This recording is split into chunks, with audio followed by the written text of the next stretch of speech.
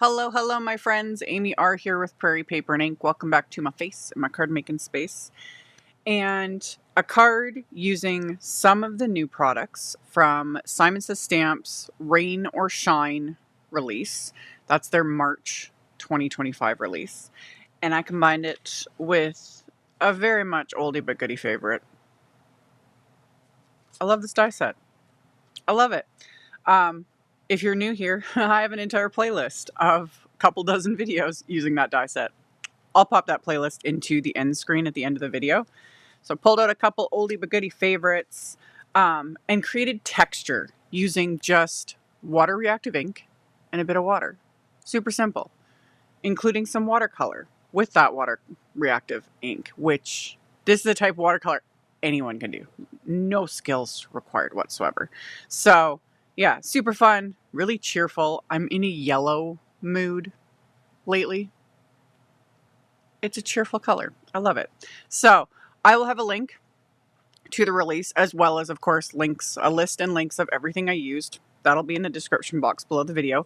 My links, as always, are affiliate links. That just means that if you click on one of my links, end up ordering something, I get a little kickback from that at no extra cost to you. That is what helps pay the bills, keeps my heaters going, enables me to keep bringing out content. And that's it for the chatter. Let's get into making the card. So I'm starting with my background. And for that, I'm using the Pepita background. I can't say it with a straight face. Don't ask me why. The name of this stamp, in my head, it sounds like Minions. I love those movies. They make me laugh. So I literally hear a bunch of minions running around going, Pepita! Y'all, there's no hope for me. Anyway, this is a clear background stamp. And I have a feeling I'm going to be using this one quite frequently. It's one of those ones that I kind of call a neutral. It'll just a great way to add some texture and just a nice pattern. So I was going to use my stamp positioner and then decided to just flip it over, face up, just like so. This is some Canson XL watercolor paper.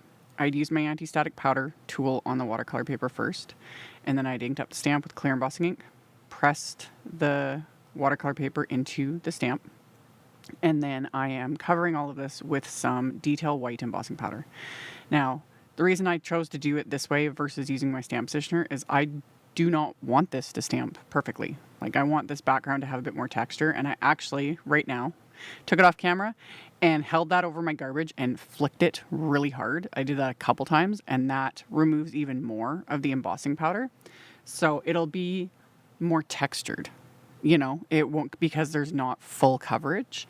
It's not going to be super obvious on camera. You can see it more in real life, but yeah, that's what I was going for. You know, a little bit uneven, totally imperfect. Always a good thing. So once I was happy with it, I am melting it with my heat tool until everything is smooth and melted, just like so. Even on, you know, white on white sometimes, when you can see it really well, I love when my camera actually does manage to pick it up. I say this a lot, but it's true. Melting embossing powder will never get old for me. You know, over 20 years of making cards, still one of my favorite things to do is playing with embossing powder. So anyway, for the watercolor, I'm using Simon Says Stamps Positively Saturated inks, because these are water reactive. Any water reactive ink will work for this. Distress inks, Concord 9th inks, Altenew fresh dye inks, you know, and yellows. So I'm using this trio of butter, zest, and honey inks. I just smush them onto just a non-porous surface, and then I'm picking up water with a watercolor brush and slapping it on. This is what I meant when I said, like, anyone can do this. There's no skill needed. Just get it on there. That's all you got to do. And I've mentioned this many times. I love yellow. I love yellow ink, working with yellow cardstock, etc., etc. My only peeve is it is a nightmare to film and to photograph. And that's just not my skill set to counteract that, and it just looks odd. Like, the color will look off in videos, and then more often than not in photos, it almost comes out neon no matter what I do, and yeah. But I still love it. It's cheerful, and I just, you know, is what it is. Anywho, I dried it, and then I took the darkest shades and kind of swirled those together and added a bunch of splatter. Now, because these are water reactive inks, I let this dry, and these will not dry on non-porous surfaces, aka on top of the embossing powder. So after I let it dry, this is a dry baby wipe. You could use a tissue, a bit of paper towel, whatever. I'm buffing this over top of everything to pick up any of the ink that is sitting on top of that embossing powder, because that ink will never dry. It'll just sit there and then it'll get all over yourself, work surface, etc. So yeah, I just buff that off with the dry baby wipe, and then we're good to go. And that also helps buff off any of the other ink that was sitting on top and just exposes all of that pattern, that Pepita background. Again, if I was really skilled at video editing, I'd have a little like minion character pop up or something from the corner, but again, that's beyond my skill set. Anyway, while I was letting everything dry, I die cut scraps of the same Canson XL watercolor paper. I used the new Pretty Poppies little wafer die set. Love. This will also, I'm sure, become a favorite in my rotation, along with the mushroom stems, of course. And another one I used is the Privet branch. That's one I've used a lot.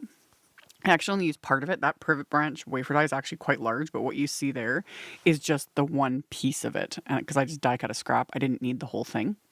And yeah, I use that one a lot too. I just love it. So I stuck all the pieces to a grip mat. And then I'm just doing some very simple ink blending. I used all those same yellows, so the butter, the zest, and the honey. And then I pulled in some guava ink and just blending this on. And I purposely chose to use that same Canson XL watercolor paper because these inks do blend on it nicely. You know, any of those inks I mentioned, they would as well. But because it's watercolor paper, everything will be a little bit more reactive, which is going to add to the texture. So I added the guava ink to the pieces for the blooms. For the greens, I used cabbage and artichoke. And then for the little flower centers, I used mocha. And then I took my fan brush with just water. And I put the background beside it too, because I'm going to splatter that on there as well. And because these are water reactive, I splattered all these pieces and the background with water, which on camera, for a moment, doesn't really look like anything's happening. But you let it sit for not very long, like a minute, and those water droplets are starting to absorb that ink. And then I'm going to press a piece of paper towel to all of this and pick up those water droplets sitting on top of all those pieces, and we've got all that extra texture. Love. And then same with the background, which again doesn't really show up as much on camera, but you can see it in real life. So I let all those pieces dry, and then I just assemble my little flowers and my mushrooms. The flowers are pretty easy. You just look at the packaging, and you just adhere the little center, and then there's these little kind of folded up, what would be the front petals. And I just used my like reverse tweezers and my little embellishment wand to deal with some of these little smaller pieces. These were so cute when I got them assembled. I was originally only going to use like a couple of the flowers of this set because it makes 3. And then I couldn't resist and like tucked the third one in, which you saw in the finished card. So got these assembled, and yeah. I am predicting I'm going to quite enjoy using this die set multiple times. It's just cute, and the size is really good with a lot of these other favorites of mine. So I was like, these are just meant to be. So for the little stems, this is where it comes in handy having multiple pairs of reverse tweezers. I've actually mentioned this though, specifically with reverse tweezers, because a lot of things we don't need doubles of, or the same thing from multiple brands. Reverse tweezers though, you kind of do need more than one pair, because if you only have one pair, they grow legs and they walk away. I used to always lose mine all the time. No idea why. They just would disappear. And then once I got another pair, they hang out together and they come in handy for things like that. So I use them as little extra hands, and they can hold things in place while the glue dries. So yeah. And then it comes in handy when I'm doing multiples, and then I can just set everything aside. So anywho, I did all my assembly. And then I die cut a piece of white cardstock. This is the Memory Box Fringed Scallop frame set. This came out a while ago, and I just recently I ordered it recently, and like look at that edge. It's so pretty. So pretty. So couldn't resist breaking it out for this card. And I used the butter and a tiny bit of the honey ink with a larger blending brush and just lightly blended that around the perimeter. Again, just to bring in more of that yellow because it's so pretty. And then I'm going to put that panel into my Misty, and I'm going to stamp a sentiment from the new, this is CZ Designs, Thank You Basics set. Kathy, thank you for reading my mind. I was actually going to text her and tell her I need a thank you set. She did a birthday one a while ago, and I've used that one many times. And in my head, I was like, I need this in a thank you version. So she read my mind and came out with this. As of right now, there's no coordinating die set. I assume there was probably some sort of like production delay on it. I'm hoping there will be one released, in the future, because I would like it. I'm putting in my request for a coordinating die set for this as well. Because, yeah, this is a set I'm going to use a lot. So anyway, I stamped the sentiment onto that panel with just black ink. And then now I'm going to assemble all my little bits onto it. So I laid that panel on top of my background, which my background is now A2 size, so 4¼ by 5½ inches.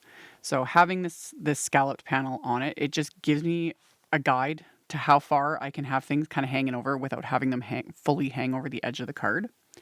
And then I'm adhering everything mostly with craft tacky glue. Couple spots I'll use thin foam squares just to level it all out, because all these die cuts were watercolor papers, so they're a bit more dimensional.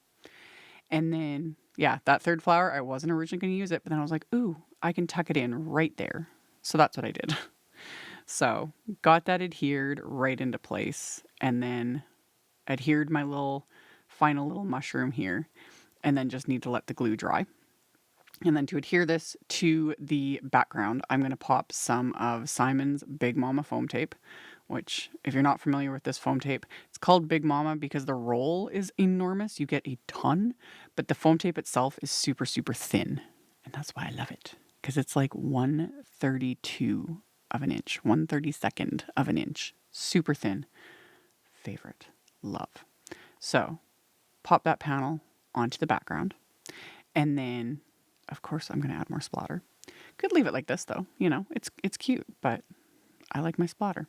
So I'm going to use some white gouache, and I'm going to use the stamp. I cleaned off the stamp, so it's clean. There's no ink on it. And I use the stamp to mask the stamp sentiment so I don't get splatter on it, which I'm glad I did that, because that white splatter right there would have gone right on top of the sentiment and just made it look weird. So the stamp is masking off the sentiment. The white gouache, fan brush, tiny bit of water to thin it out, splattered that all over. Then I added a bit of that GUAVA ink, and I'm just going to mix that with what's left of the gouache, so then I have a little bit of light pink. And again, doesn't show up a whole lot on camera, but just a little bit of subtle light pink splatter, just to bring it all together. And again, you could stop here. Am I gonna? No, because black splatter is just a thing. So I rotated my little palette, and then I'm gonna add just a teeny tiny bit, just a bit of this black gouache. Not much at all. It is scary and intimidating, and people that don't want to, you can always skip it. But I did very light black splatter. Just, usually, I go to town and I'll add a ton, but this one, no, just a little bit. Just a little bit. So splattered that onto the panel, and then I can remove my stamp, and I can just wipe that off. Wipe the splatter and whatever's on it, and it's good to go. It can go back in its packaging.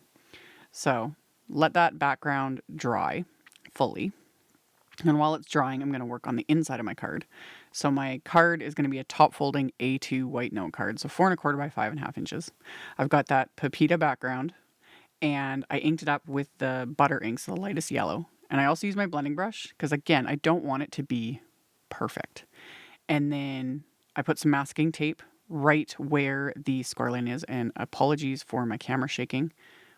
Where I keep it, it's near the cords for everything. And I don't even realize until I'm editing. And I'm like, oh, good job. Anyway. Press that into the stamp. Did not evenly press down either. So then it's, skippy, a little messy. Love it.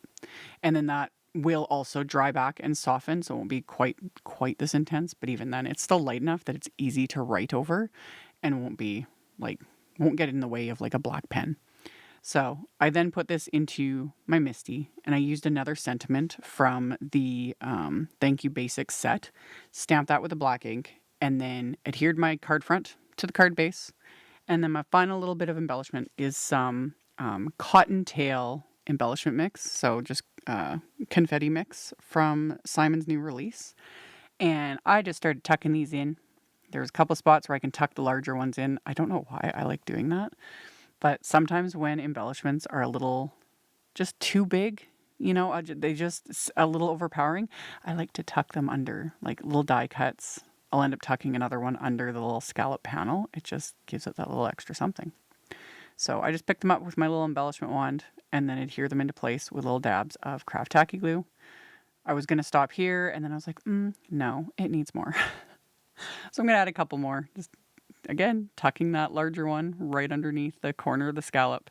And then once that one's in place, just got to let the glue dry, and this card is complete. So we've got all this texture going on. Not a whole lot of dimension, like a decent amount, but I didn't add like tons of foam tape, anything, because it was just the watercolor paper and then the dimension and texture created with the ink and the water and then splatter, of course.